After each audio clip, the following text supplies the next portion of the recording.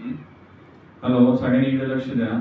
थोडक्यात स्टिरॉइड्स आणि त्याचे दुष्परिणाम याच्याबद्दल मी माहिती सांगतो. बरेच पेशंट्स काय करताय की कुठलीही कंडिशन असलं, त्वचेचा कुठलाही विकार असला, ओव्हर द काउंटर मेडिकलमध्ये जाणार आणि तिथनं मसाला क्रीम घेणार. मसाला क्रीम्स म्हणजे काय, त्याच्यात स्टिरॉइड असतं, जंतुनाशक असतं, बुरशीनाशक असतं आणि आणखी इन्फ्लमेटरीज राहतात.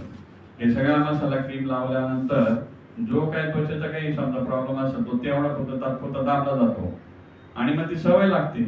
झालं जागी चट्टे आले लावा.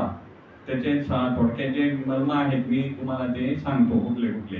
पॅन्डल प्लस, डर्मी 5, फोर्डम, लोबेजियम, क्लोबेजी, क्लॉबजी, झोलियर, बेक्लोमिन, Betnovate C, Betnovate GM, Tenovate, सर्फाजेसन, हे सगळे मल्म जे आहेत हे जे आता मी सांगितले ते सगळे स्टिरॉइड बेस्ड मल्म आहेत. बरेच पेशंट्स हे घेत राहतात, लावत राहतात महिने आणि मग त्याच्यानंतर मग एकदा ते इन्फेक्शन जे आहे ते एकदम प्रॉब्लेमॅटिक झालं की इथे येतात.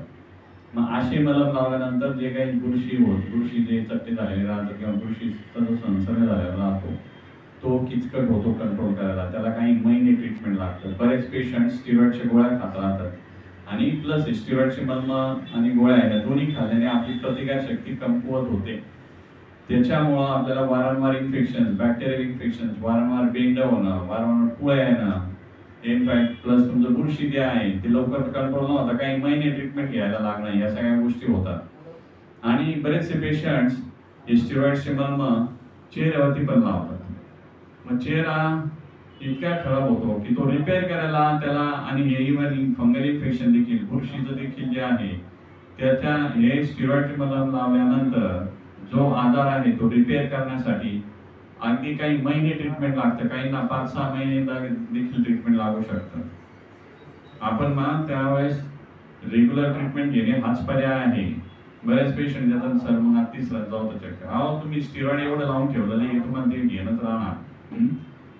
हे मल्म म्हणजे कसं आहे की काँग्रेस गवत झालंय आणि काँग्रेस गवताला काय करायचं, मुळाशी उपटून न टाकता फक्त त्याच्यावरती रोलर फिरवायचा, लोड फिरवायचा, म्हणजे ते फक्त गवत जे आहे ते दाबलं जातं आणि त्याच्यानंतर तिथं समजा थोडं पाणी गेलं की त्याच्यात डबल ट्रिपल काँग्रेस गवत वाढतं. तसंच मग तुम्ही स्टिरॉइडचे मल्म लावून जे बुरशीचे चट्टे आहेत ते दाबून टाकतात थोड्या काळापुरतं आणि जसं स्टिरॉइड बंद करता तुम्ही त्याच्यानंतर हे फंगल इन्फेक्शन म्हणजे असं इतकं प्रबळ होतं की ते दुपटी तिपटीने वाढून जातं.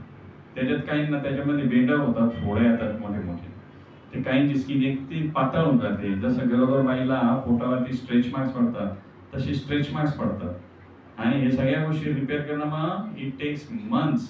आणि स्ट्रेच मार्क्स आणि जी पातळ त्वचा आहे त्याला तर भरपूर पुढं वर्षभर किंवा जास्त ट्रीटमेंट लागू शकते.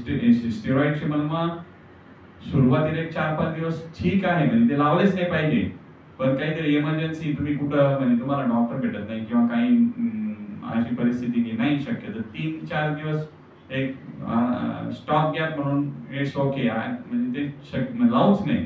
पण ज्यावेळेस तुम्ही लावता ते 3-4 दिवसाच्या वरती न लावता योग्य तो सल्ला घेणे डॉक्टरांना दाखवे, त्वचा रोग तज्ञांना दाखवे.